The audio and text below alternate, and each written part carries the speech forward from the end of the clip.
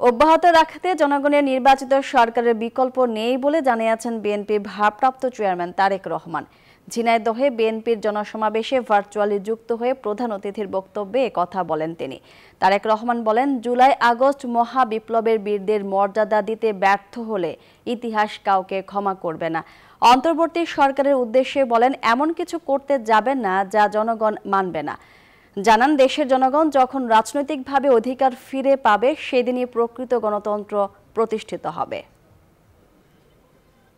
যারা গণতন্ত্রে বিশ্বাস করেন, মানুষের অধিকারে বিশ্বাস করেন, তারা সকলেই বুঝতে সক্ষম বৈদেশিক বিনিয়োগ, আন্তর্জাতিক বিশ্বের আস্থা, আন্তর্জাতিক সম্পর্ক, রাষ্ট্রের স্থিতিশীলতা, ব্যবসা বাণিজ্যে স্বস্তি, জনগণের নিরাপত্তা, দেশ এবং জনগণের যে উন্নয়নের ধারাবাহিকতা, তৃণমূল পর্যায়ে জনগণের নিরাপত্তা, প্রাত্যহিক সুবিধা সবকিছুই কিন্তু দিতে পারে একমাত্র জনগণ দ্বারা নির্বাচিত একটি সরকার।